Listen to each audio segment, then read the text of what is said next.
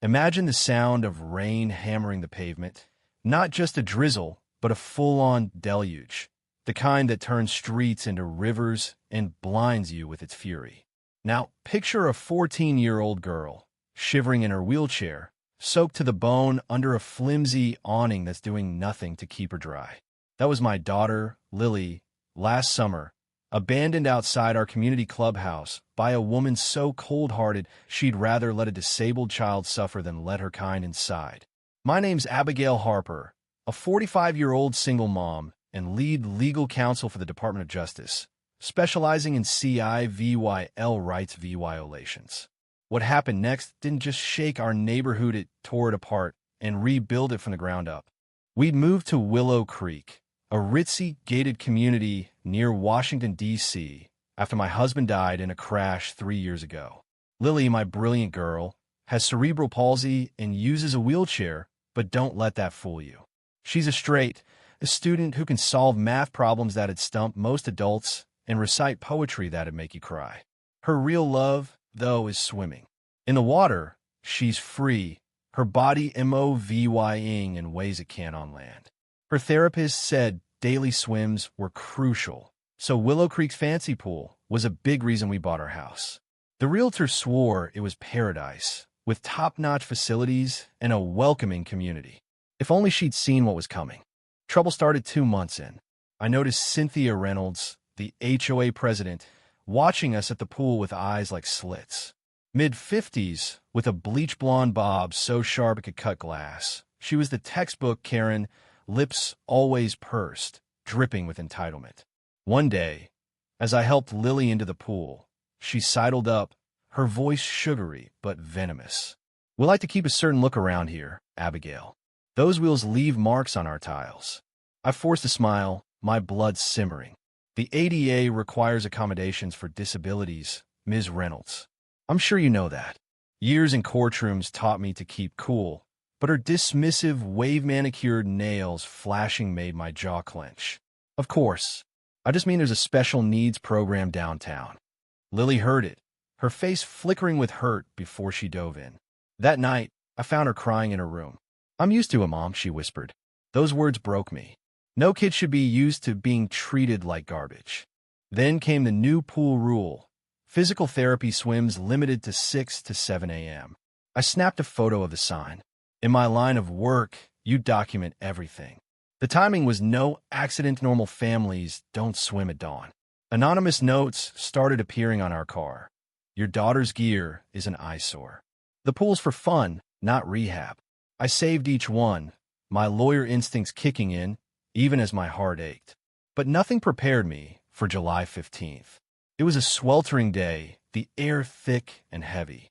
Lily was thrilled for her evening swim. Dark clouds loomed as I dropped her off, but the forecast said no storms till late. "Call if it rains, okay?" I said, kissing her forehead. "Yes, Mom," she sighed, rolling her eyes like any teenager. I was on a DOJ call when my phone buzzed with a text from an unknown number. "Your daughter needs help at the clubhouse." Locked out. Rain. My stomach dropped. I ended the call mid-sentence, tried calling the line no answer, and sped through sheets of rain, lightning cracking the sky. When I reached the clubhouse, my blood froze, then boiled. There was Lily, drenched and shivering under that useless awning, her arms wrapped around herself. Through the glass door stood Cynthia, arms crossed, pretending she didn't see my daughter suffering just feet away. I ran to Lily, wrapping my coat around her icy shoulders. "What happened, baby?" I asked, my voice shaking with rage. Ms. Reynolds said the pool was closing early because of the storm, Lily stammered, teeth chattering. "But when I want to get my stuff," she locked the door. Said my wheelchair would track mud. She tried to smile, to be brave. "It's okay, Mom. Just a little wet." "Just a little wet?" My child was soaked, trying to comfort some he saw. I turned to Cynthia, who cracked the door just enough to speak. "Pool's closed. Weather emergency," she said, like she was announcing a schedule change. "Her things are inside," I said, my courtroom calm barely holding. "Her phone, clothes, medical bracelet." Cynthia's lips thinned. "Rules are rules. The floors are being mopped. We can't have saw those wheels saw tracking mud." She spat the words like Lily's wheelchair was a crime. It's pouring, I said, my voice low and dangerous. My disabled daughter is locked outside in a storm. Do you understand what you're doing? She rolled her eyes. Don't play the disability card. She's wet, not dying. Get her things tomorrow. Just then, a man sprinted up, jacket over his head. It was Marcus Vega, the clubhouse manager, a former Marine who'd lost part of his leg in combat. He'd always been kind to Lily, sharing tips from his own rehab. What's going on? He demanded. I explained, shielding Lily from the rain. Marcus's face darkened. That's not right, Ms. Reynolds. Cynthia's voice turned shrill. I'm HOA president. Marcus, you work for me. The clubhouse is closed. Marcus pulled out keys. I work for the management company, not you. I'm not Leah VYing a kid in the rain. She blocked the door. I'll have your job. He didn't flinch. Go ahead. My sister's a lawyer. This is illegal. It is, said Dr. Lena Kim, our neighbor and a pediatrician, hurrying over with an umbrella. I've recorded everything. Leah VYing a child with cerebral palsy in this weather is dangerous. Cynthia's face twisted. Recording me? That's illegal. Lena stayed calm. Maryland's a one-party consent state. No privacy here. Marcus unlocked the door. Come on, Lily, he said softly. Cynthia screamed. I'm calling the police. I pulled out my DOJ badge. Abigail Harper, CIVYL writes DVY Shown. I'd love to hear you explain VY OLADing the ADA and Fair Housing Act, plus child endangerment. Her jaw dropped, then she sneered. Fake badges are online. You're no lawyer. I dialed my phone on speaker. Sarah, it's Abigail. An HOA president locked my disabled daughter out in a storm. Yes, I've got witnesses in VY Deo. I'll bring it to our meeting with the AG tomorrow. Cynthia's face paled as she realized I was talking to the Deputy Attorney General. Police cars pulled up, lights flashing. Marcus had called them. Cynthia spun a VY Tim tail, but Officer Daniels, a kind-eyed woman, saw Lily shivering and ordered her inside. Recognizing me from a prior case, she nodded. You led the Thornton case, right? Cynthia's smugness crumbled. Inside, Lily changed into dry clothes while Cynthia was questioned. Dr. Kim whispered, I wasn't the only one recording. Neighbors filmed too. By morning, my phone was flooded with support from strangers in Willow Creek. A petition to oust Cynthia spread like wildfire. At the emergency HOA meeting, the room was packed. Cynthia sat stiffly, her lawyer whispering frantically. The VYC president, a retired judge, opened the floor. Marcus spoke first, exposing Cynthia's lie about closing the clubhouse for rain. Dr. Kim's VY Deo played, her voice clear. I don't want that wheelchair messing up my floors. This place isn't for people like her. Gasps filled the room. Neighbors shared their own stories of Cynthia's tyrannia, too ethnic garden, a banned pride flag. I spoke last, calm but firm. I came here for a safe home for Lily. Yesterday, your president endangered her because of her disability. That's illegal and wrong. The DOJ takes this seriously. So should you. The vote was unanimous. Cynthia was out.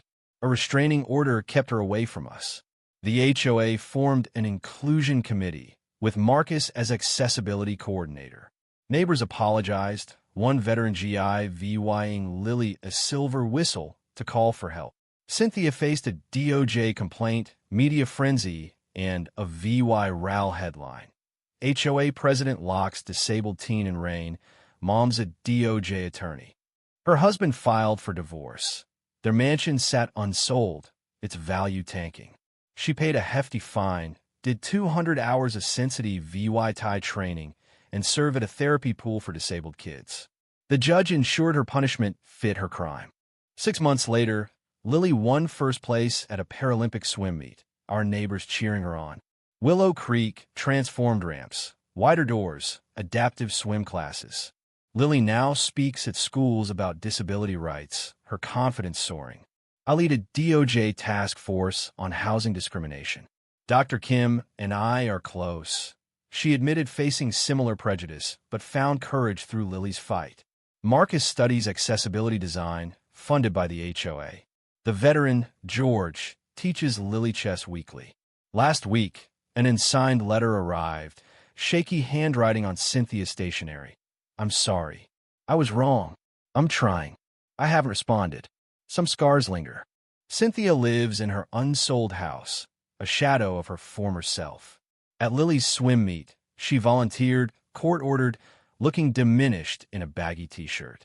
Our eyes met. She looked away. Lily, clutching her blue ribbon, grinned. Mom, nothing scares me anymore. That's the gift from that awful diet daughter who knows her worth in a community that learned to stand up. If you're facing a Cynthia, know your rights. Document everything. Find allies. One brave moment can change everything. What would you have done if you saw Lily locked out? Would you confront a bully like Cynthia or stay silent? Should she be forgiven for her apology, or is it too late? Share your thoughts below, like if this moved you, and subscribe for more stories of justice. Let's spark a debate. Can one cruel act ever be undone?